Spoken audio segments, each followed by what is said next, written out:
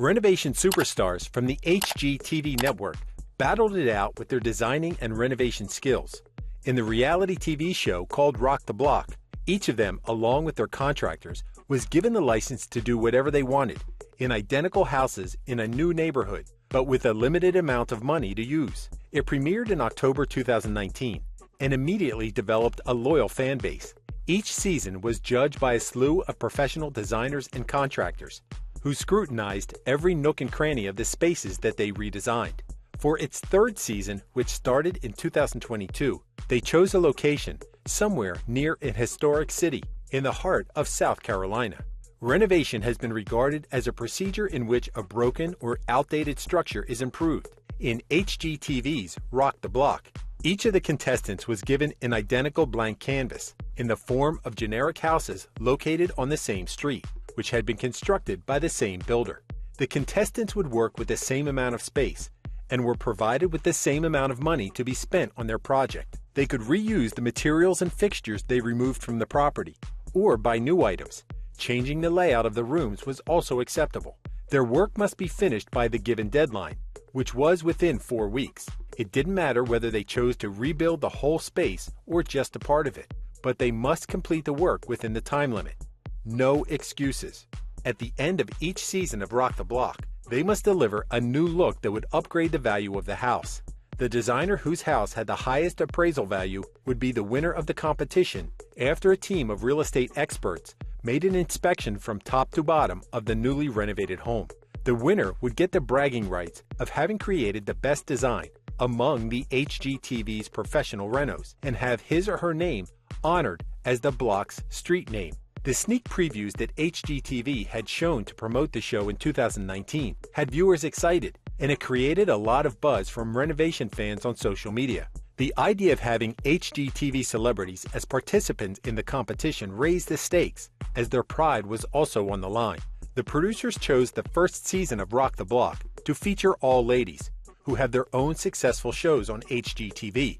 The participants were described as the fiercest women in the home renovation design industry.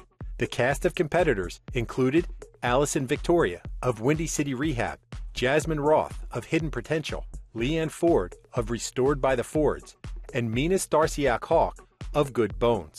It was hosted by realtor and contractor Drew Scott from the TV show Property Brothers. The houses used were part of the new housing development project in Santa Clarita, Los Angeles.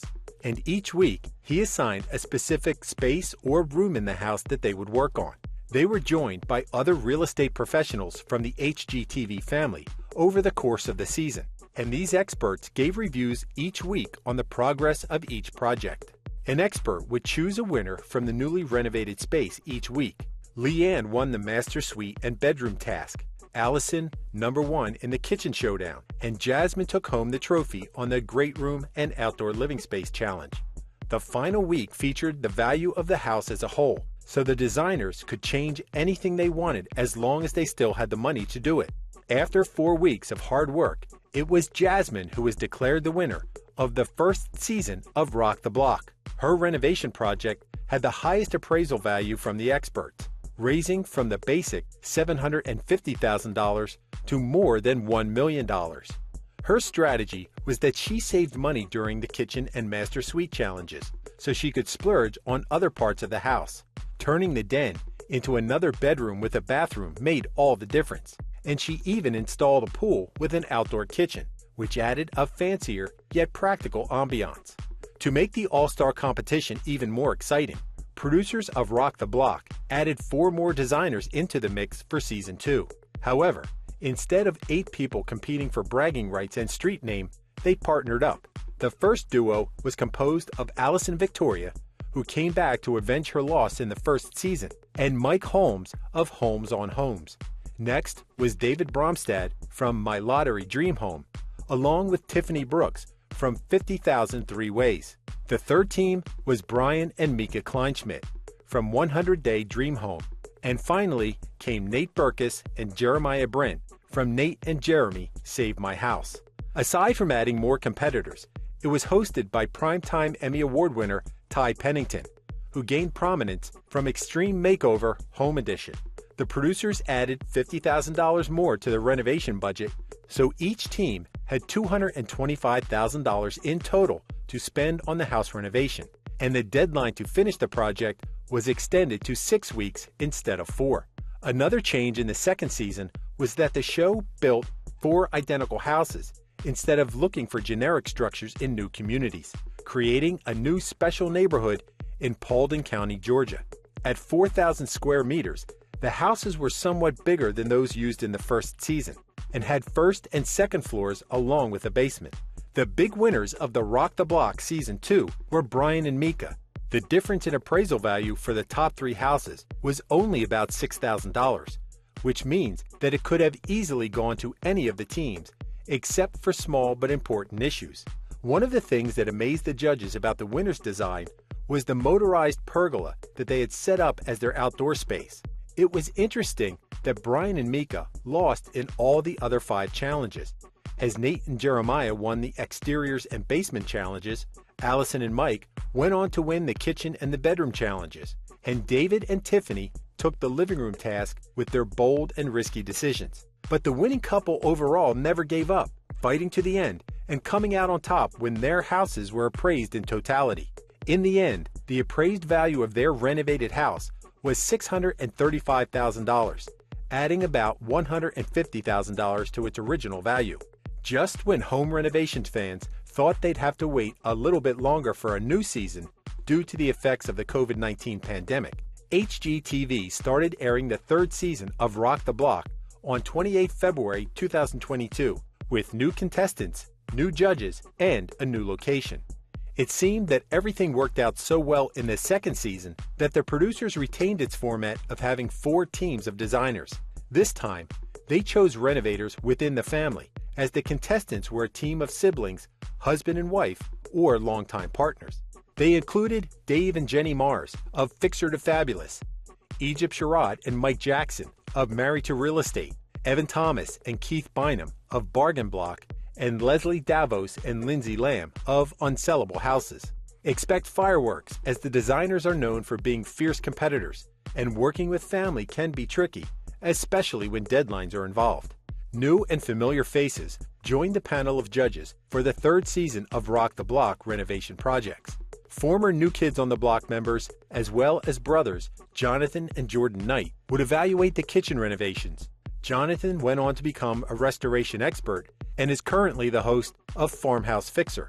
Jordan would offer his perspective as a buyer. Season 1 winner Jasmine Roth would assess the living room and foyer showdown. Allison Victoria was back, and this time would team up with professional realtor Paige Turner from Fix My Flip to judge the main bedroom suites challenge. Another familiar face from the first season, Mina Starsiak-Hawk, along with her mother, Karen Elaine, would grace the show to decide the winner of the exterior spaces task. The renovations in the rooms over the garage and some bonus spaces would be assessed by the designing duo Nate Burkus and Jeremiah Brent. The overall look and value appraisal of the home would be judged by the first season's host, Drew Scott, along with the reigning champions, Brian and Mika Kleinschmidt. The 3 of them would take the final walkthrough of all the houses, inspecting everything that was changed and putting a monetary value on each of them.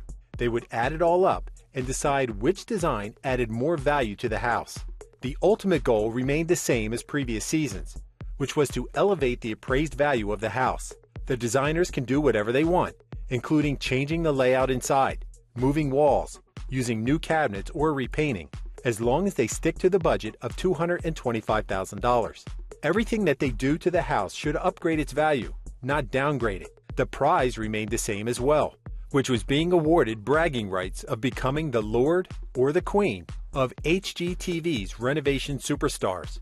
In recapping the series to date, the Kitchen Showdown has always been one of the favorites of home renovation viewers. It's considered the heart of the house, and when it was announced by Ty to be the first one to be renovated, everyone was excited, especially when the host handed them a check for $225,000. The women were quite excited to learn that former pop stars from the old popular boy band New Kids on the Block would be the judges for this challenge. They all made plans on how to change the kitchen area. Unfortunately for Keith, his longtime partner Evan couldn't make it on time to help with the first task. he was still tied up with his clients back in Detroit, which reminded the viewers that the contestants are successful, in-demand designer contractors. Evan sent help in the form of another realtor designer, Shay Hicks Whitfield, from Bargain Block. From the get-go, the fans immediately could tell that the four teams were quite different from each other in terms of priorities and style. It was such a great episode in which one could see diversity in design. Some of them took bolder risks by using bricks, and some bought huge expensive slabs of marble as countertops. Realtors said from previous seasons that there was a thin line between creativity and functionality. Jordan and Jonathan Knight said that it was torture to choose one design to be the winner, as every team did an amazing job. However, they inspected every nook and cranny of each renovated space to ensure that they had a list of pros and cons. They offered constructive criticisms on what they felt was too little or too much. Ty said that the best way for them to judge the kitchen was to see which of them added more value to the space. The winners of the kitchen showdown were Dave and Jenny Mars. The Knight brothers were amazed at how the couple added a pantry room to give the space more storage. To do this, they removed the powder room, saying that no one wanted to hear someone flushing the toilet while in the kitchen. They only had one major critique, which was that the refrigerator was located some way from the stove. Other than that, the whole kitchen added much value to the house. So Ty handed over $1,000 to the husband and wife designing team as a reward for winning the challenge, to add to their renovation budget. One of the biggest factors that the competitors needed to consider was the targeted clients of the houses that they would renovate. What attracted the buyers the most? And it could be risky if the renovator disregarded the location of the neighborhood. In the third season of Rock the Block, the HGTV producers chose Summerville, South Carolina as the location, a small town near Charleston with an estimated population of close to 60,000 residents. The town is known to have many pine trees around because historically they were the first who passed the law against cutting down trees without permission. The town has an official motto, Sacra Pinus Esto, which means the pine is sacred. The show hired a contractor to build 4 identical houses in the low country part of the neighborhood, specifically at the thriving Nexton community in Berkeley County. The 4 houses have a scenic back view of the water, and each is 3,500 square meters with a starting appraised value of $500,000. The houses were built close to each other so that all the teams would have a front seat view of what's happening to each of them. However, no team could enter the other houses, only the one assigned to them. The original design and structure of the homes in the Nexton development was done by local contractor Hunter Quinn Homes, owned by Carolina native Will Herring. The houses would be available for sale to anyone interested in buying them, but only after all the episodes of the TV series had been aired. The third season will finish airing in April 2022, and real estate agents in the area know that they will have their hands full in managing viewing tour dates of the houses. They're very confident that the houses will quickly find new owners. Expect more seasons of Rock the Block from HGTV, as Betsy Sanner Ayala, one of the senior vice presidents of the cable network's programming and development, said that the renovation competition on their channel continued to perform really well with viewership ratings. Having experts competing with each other was a great concept. The network executives were happy that the TV show wasn't only highly anticipated by fans, but by renovation experts too. They made sure that it was a healthy competition, with everyone having fun working on each project. She said that the network also found a perfect vehicle for their newer talent to get great exposure by mixing them with TV veterans who already had a huge following. The message? Keep on watching these experts do their thing and be judged by fellow experts. Thank you for spending some time with us. Make sure to like and subscribe so you never miss another video. We also handpick these videos which we recommend you watch next. You can talk to us on all social medias or ask a question in the comments below. Thank you for being with us, and we'll see you back tomorrow.